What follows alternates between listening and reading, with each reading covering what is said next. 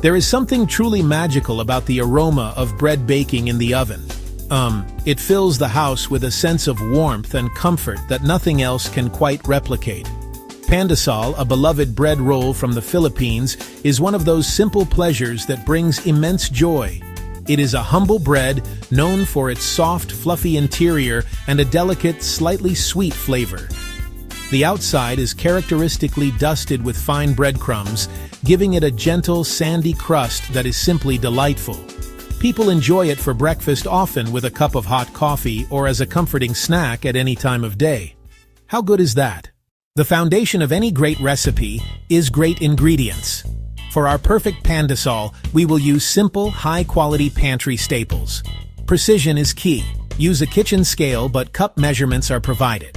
500 grams, about 4 cups, of all-purpose flour.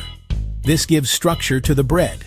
60 grams, about a quarter cup plus 2 tablespoons, of granulated sugar. Sugar feeds the yeast and helps create a tender crumb. 7 grams, 1 standard packet, of instant yeast. Instant yeast can typically be added directly to the dry ingredients. 1 teaspoon of salt. 250 milliliters, about 1 cup, of warm milk. The milk should feel like a warm bath on your wrist, not too hot. 60 milliliters, a quarter cup, of warm water. 50 grams, about 4 tablespoons, of unsalted butter, softened to room temperature. Take the butter out of the refrigerator about an hour before you begin.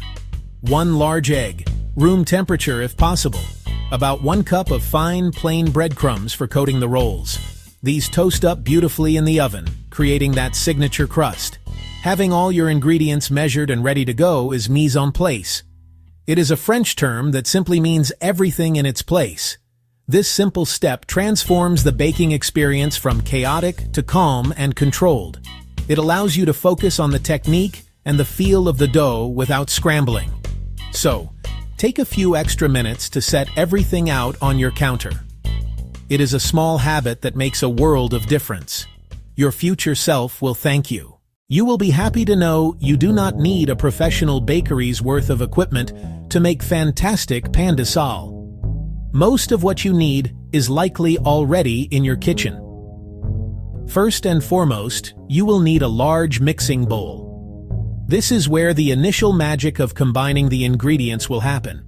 I prefer a glass bowl or a ceramic bowl, but any large bowl will do the trick. You will also need measuring cups, measuring spoons, or a scale, and a small bowl for proofing your yeast.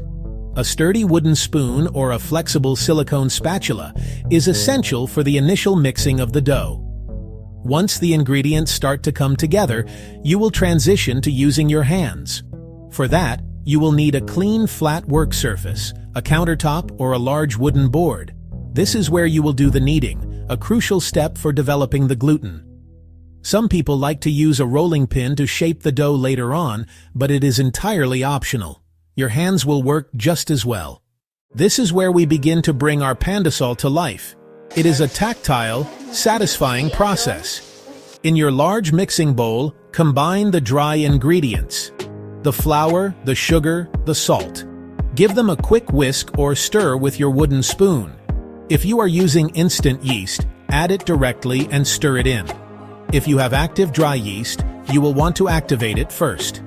Dissolve the yeast with a small pinch of sugar in warm water. Let it sit 5 to 10 minutes until it becomes foamy. This is how you know your yeast is alive and ready to work. Now make a well in the center of your dry ingredients. It should look like a little volcano. Into this well, pour your wet ingredients: the warm milk, the lightly beaten egg, your activated yeast mixture. Then add the softened butter. Using your wooden spoon or spatula, begin to mix from the center outwards. Gradually incorporate the flour from the sides of the well. The mixture will start to look shaggy and messy. Continue mixing until a sticky, cohesive dough forms with no dry patches. Now for the best part, kneading. Lightly flour your clean work surface and turn the sticky dough out of the bowl. It will feel a bit unruly at first, but have faith. Begin kneading by pressing the heel of your hand into the dough, pushing it forward and away from you. Then, fold the dough in half towards you, give it a quarter turn, and repeat. Establish a steady, gentle rhythm. Knead for about 8 to 12 minutes. You are looking for a transformation. The dough will go from sticky and rough to smooth to soft and elastic. You can test it by gently poking it. If the indentation springs back slowly, it is ready. Kneading develops the gluten strands within the flour. Think of it as creating a strong, stretchy web that traps gases so rolls rise airy. If the dough feels excessively sticky, resist the urge to add too much extra flour. A little sprinkle is fine, but too much will result in dry, dense rolls. Instead, lightly oil your hands to prevent sticking without altering hydration. Section 5. First rise. Letting the magic happen.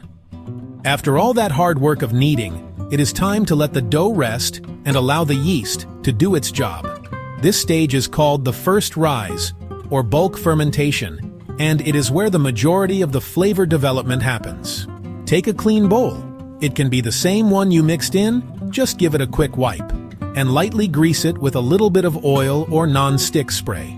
This will prevent the dough from sticking to the bowl as it expands, making it easy to remove later. Shape your beautifully kneaded dough into a neat ball. Place the ball of dough into the greased bowl. Turn it over once so that the top surface gets a light coating of oil as well. This simple step is crucial because it prevents a dry skin from forming on the dough. A dry surface would act like a tight lid, restricting the dough's ability to rise to its full potential. Now, cover the bowl snugly. You can use a clean, damp kitchen towel, which is the classic method, or a piece of plastic wrap.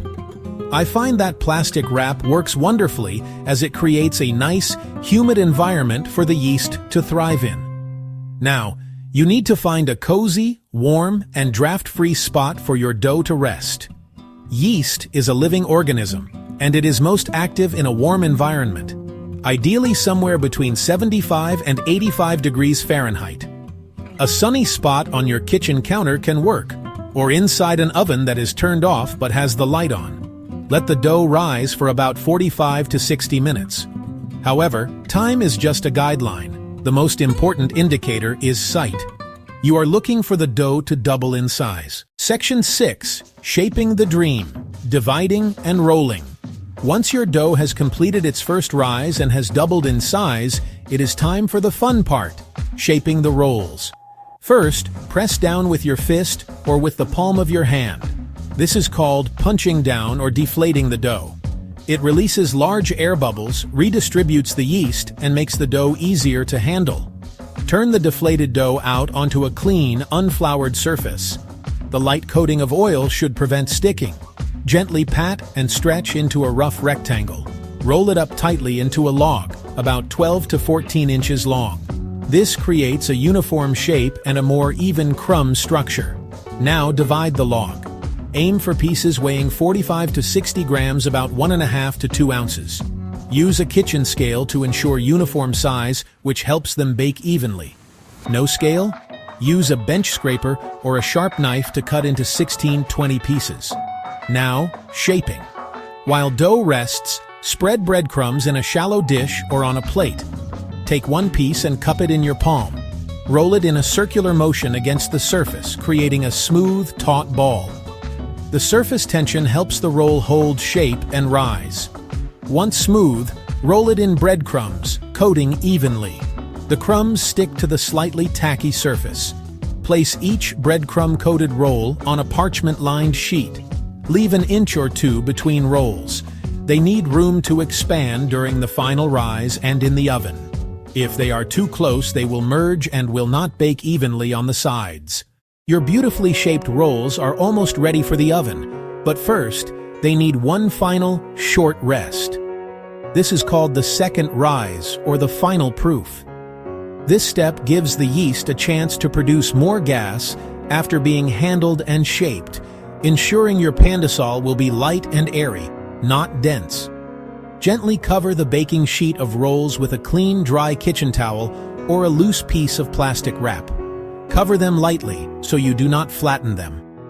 Let the rolls rest in a warm, draft-free place for about 30 to 40 minutes.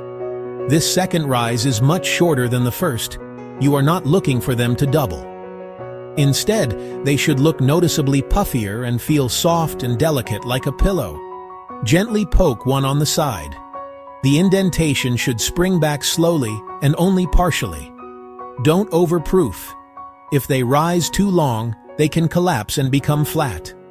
While they proof, preheat your oven so it's waiting.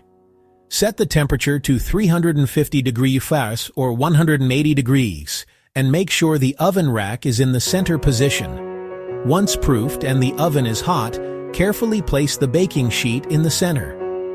Bake for 12 to 15 minutes. Time depends on your oven and roll size. They're done when the tops are a light golden brown and they sound hollow when you tap the bottom. The aroma will be irresistible. As soon as they're out of the oven, you can brush the hot tops with a little melted butter for a softer crust.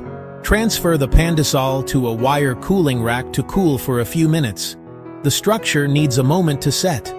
Together, we will create the most wonderful, soft, and delicious pandesal you have ever tasted.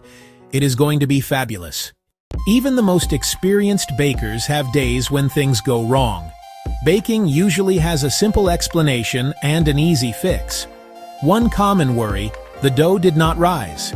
You come back after an hour and it looks the same. The culprit is almost always the yeast. It might have been old, or the milk or water was too hot and killed the yeast. Solution: start over with fresh yeast and liquids that are comfortably warm. Another issue: pandesal turns out heavy and dense. Show comparison. Perfect light and fluffy versus dense underproofed. Causes: insufficient kneading. Knead 8 to 12 minutes to develop the gluten that traps air. Make sure dough is smooth and elastic before rising. Cause 2: underproofing. Let the dough genuinely double in size during the first rise. Use the visual cue, not just the clock. If pandesal comes out dry, it is almost always from adding too much flour. It is tempting to keep adding flour when dough is sticky. But a soft, slightly tacky dough is what you want for a moist crumb. Use the bare minimum flour on your surface. If dough is hard to handle, lightly oil your hands. That manages stickiness without drying the dough. A dough that starts soft will bake soft. Finally, crust too hard? Crispy can be fine, but for soft crust, this is a problem. Cause: baking too long, or baking at too high a temperature. Try reducing bake time by a minute or two next time. Immediate fix: brush rolls with melted butter as they come out. Then cover with a clean towel while they cool. The towel traps steam and softens the crust. Every batch is a learning experience. Take notes and enjoy. The absolute best way to enjoy pandesal is, without a doubt, fresh and warm from the oven. There is simply nothing that compares to that experience. Close up, steam rising from hot pandesal. Allow them to cool on the wire rack for just 5 to 10 minutes. Long enough so you do not burn your fingers, but while they are still wonderfully warm. Break one open and watch the steam escape. Slather it with good quality salted butter. The butter melts into the soft, pillowy crumb, creating a bite of pure, unadulterated comfort. It is simple perfection. Of course, the possibilities do not end with butter. Creamy cheese, mild cheddar, cream cheese, a slice of salty processed cheese, coconut jam, fruit preserves, chocolate hazelnut spread. A warm pandesal with your favorite jam and a hot cup of coffee is a breakfast made in heaven. Fried egg tucked into a warm pandesal. A slice of ham, bacon, chicken salad filling, adobo filling from leftover chicken or pork. Its slightly sweet flavor profile pairs surprisingly well with savory ingredients. Do not be afraid to experiment with your favorite sandwich fillings. How bad can that be? If you have leftovers, store airtight for 2 to 3 days. Rewarm at 320 degrees 160 degrees for about 5 minutes, or freeze up to a month. Baking pandesal is so much more than just following a recipe. It is about connecting with a tradition and creating something wonderful with your own 2 hands. The feeling of the soft dough becoming smooth and elastic, the sweet yeasty smell, the golden brown transformation, and the warm, fluffy taste you made yourself. Embrace the process. Every batch teaches you about the dough, your oven, and your own touch. Make it your own. Bigger, sweeter, cheesy, whole wheat, even uba. Share generously. So, roll up your sleeves, dust off your apron, and give it a try. You will be so glad you did.